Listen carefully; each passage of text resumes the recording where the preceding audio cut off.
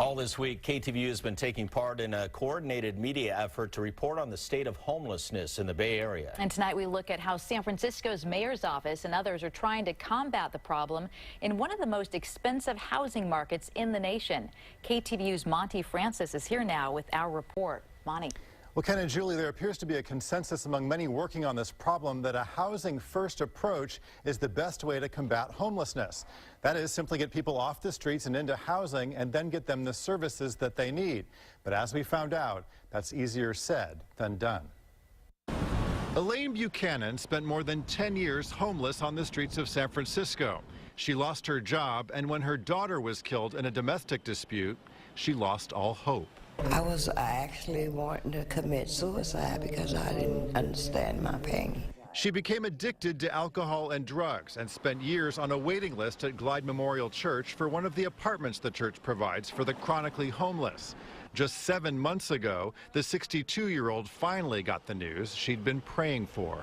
I was so relieved.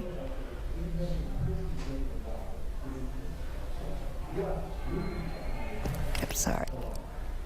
The simple fact that I know I'm keyed in, and I don't have to worry about somebody coming in on me, raping me again. I've been raped more than once.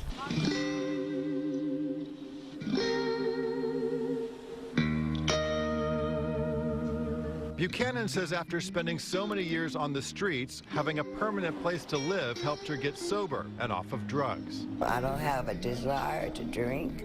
I don't have a desire. I see the crack coming up when I walk down the streets. I see the crack, people smoking it. It don't bother me. Reverend Cecil Williams and his wife, Janice Marikatani, who founded Glide Memorial Church in the heart of the Tenderloin, have been on the front lines in the fight against homelessness for more than 50 years. Marikatani says housing is an important first step, but it doesn't stop there. A homeless person, when you have them housed, they will not retain their housing if they are not supported, if you don't continue their recovery, if you don't continue to have community meetings, if you don't continue to have medical and mental health care and case management. It's very difficult. Marikatani says Glide has a range of programs for the homeless because everyone's needs are different, from the drug addicted to the mentally ill, to the elderly, to members of the LGBT community. The people who are homeless are perceived as that's their choice in life, that's their way of life. And that's not. So many people are homeless because they've lost their jobs. So many people in San Francisco particularly are newly homeless because of the rents. The median rent in San Francisco has skyrocketed to $4,500 a month, fueled by demand from high-paid tech workers in the city. Demand has also almost wiped out available space in single-room occupancy hotels, which typically provide rooms to hundreds of homeless people through contracts with the city. But many landlords are now renting those rooms out to paying tenants for more than $1,200 a month. During the last fiscal year, the number of available SROs in San Francisco plunged from 340 to just 76, as more landlords discovered they could cash in. Jennifer Friedenbach with the Coalition on Homelessness says the biggest challenge at hand is the lack of affordable housing in the city. That's where we've taken a nosedive in San Francisco. That's where our pipeline over the next 6 years just looks frightening. So if we continue on this direction, if we think it's bad now, we're going to see a massive explosion on the numbers of people living on the streets.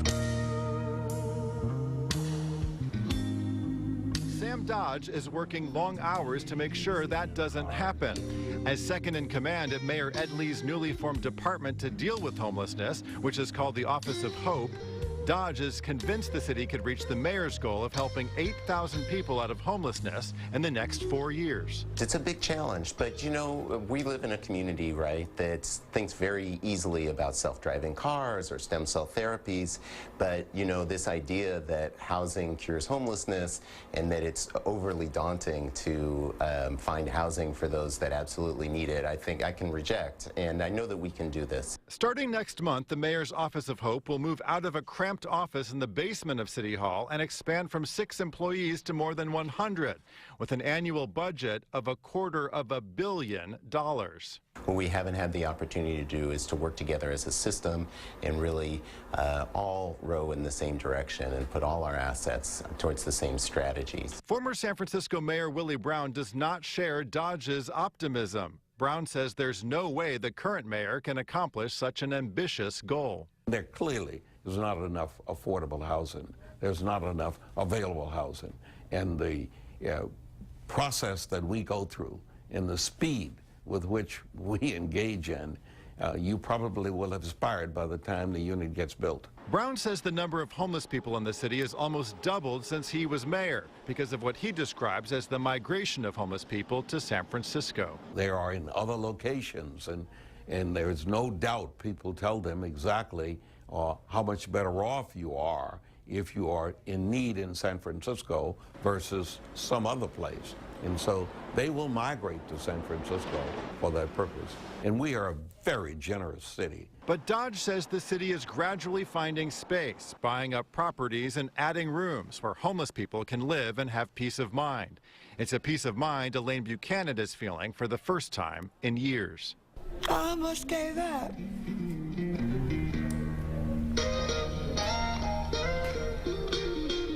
But I'm glad I didn't. Buchanan says her heart is filled with gratitude because she finally has a place to call home. Because I'm very grateful that I finally stopped running. And Sam, Dodge says the city currently houses about 6,000 homeless people, and that does not include people in shelters.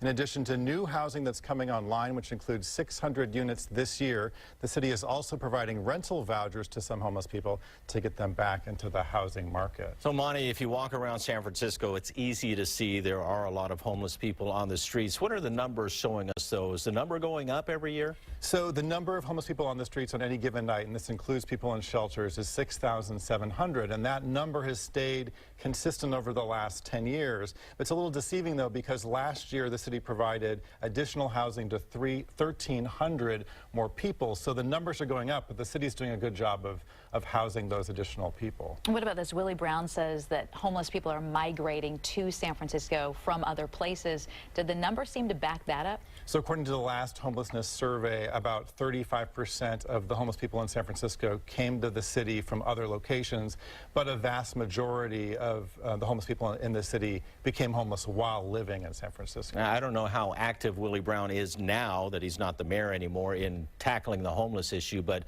you talk to him. Does he think this problem is solvable? He doesn't think it's solvable on the city level. He thinks that there has to be some kind of movement on the state and federal level. Mayor Lee, as you saw in the piece, does think this is a solvable problem, which is why he's creating this new Department of Homelessness. In covering this, you've done a number of reports now on it. What struck you the most or touched you the most about this problem? I think it was the fact that every homeless person I talked to had a different story about what caused their homelessness, and just the vast array of reasons, and then the complexity of meeting that challenge. I mean, there are such a number of programs that you have to create to deal with all of these various needs. Yeah, Right. not a simple solution because it's not a simple problem. Right. Monty, thank you. Thanks.